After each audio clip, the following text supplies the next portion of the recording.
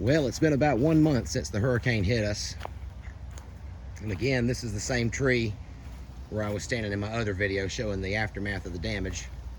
Still see all the reeds that are up in it here. Today, the county came and they picked up all the piles of dead marsh grass that everybody had out there at the street, so we're glad to see that gone.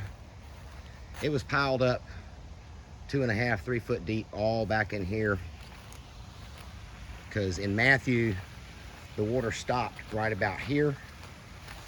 This storm, there were waves breaking across the top of this pond here, and the water basically went right up there to where the campers are, went up underneath them. That's about how far up the rack line went. Anyway, I don't have this pond running yet. We pumped it out, got all the plants out of there that died, and waiting on a new motor for that. The motor is actually in that enclosure back there. It's at ground level because I thought surely the water would never get that high. Guess what? See if I can show you where the rack line is. There you go. See that line right there below the window here? That's how high it got.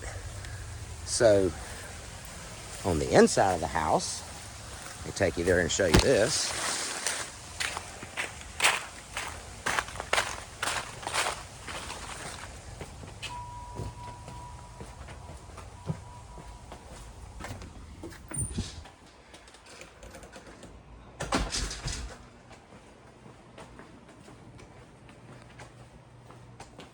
The water came up to right there. That's the mark. So basically all the receptacles went underwater,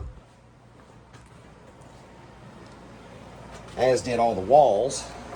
So I had to come in and cut all the walls up to about 2.5 foot.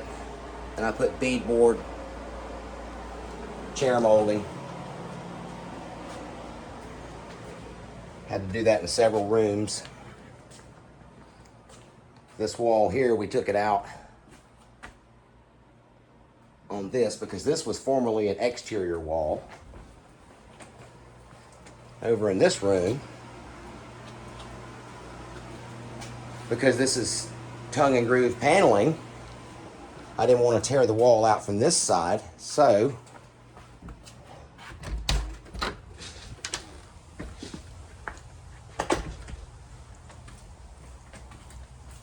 I cut the wall from this side.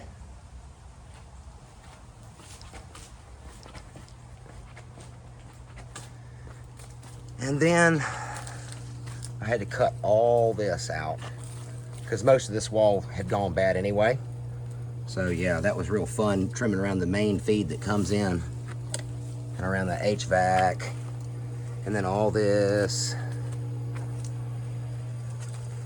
And behind all of it was not only fiberglass bat insulation, but particle board. Yeah. Might as well just pack the walls with sponges. Anyway, got the pool back up and running again. We've got a pump and the heater running. Because this wall got knocked out in the last 2 storms, in Matthew and Ian, I built something indestructible. Made the frame out of 2x4s and 5/4 deck board. And it ain't gonna move. And I reinforced the platform that holds the heater and the pump.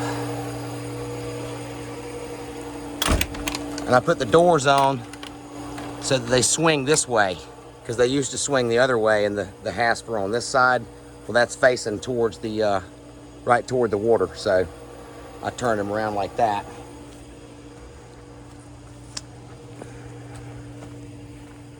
All the doors are back in the pool house. It's back in order. Cleaned up. We had to pump it out. Of course, the 3-inch trash pump made real quick work out of that. I think we had it in about 2 hours. It was definitely not the nightmare that it was before. But our critical failure in the track system, and you can see it right here. See these drag marks? Well, that's where the blue Tapcon screws were anchored, holding the track system to the pool deck here. And you can see I'm still got some Tapcon screws in here. Well, that's going to get changed. Those Tapcons are coming out, and we're going to use wedge anchors, because that's exactly what happened. Is the Tapcons ripped out of the concrete, and then the track moved, and then all the panels come out. The only thing left to do now is the dock. I cut off everything that was screwed up to that point right there. We've saved some of the deck boards. Of course, a lot of them got thrown away because we were just, God, we were throwing away like 5 or 6 dumpsters of stuff, just lumber and furniture and appliances and everything imaginable.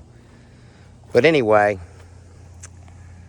I'm gonna use what deck boards I have there and then a little bit more material, and at least scab something together to get me through to next spring. At which point next spring, these wood pilings are coming out, and I'm gonna use 6 or 8 inch diameter PVC pipe, wash it down, fill it full of concrete. Those can't float. The problem here is that this wood becomes buoyant in these storms, and then the wave action just pulls it right out of the ground. So yeah, these pilings are going to be concrete, and then I'm going to put galvanized angle track between them, through bolted, and I'm going to use concrete hog slats for the decking, something that cannot float up.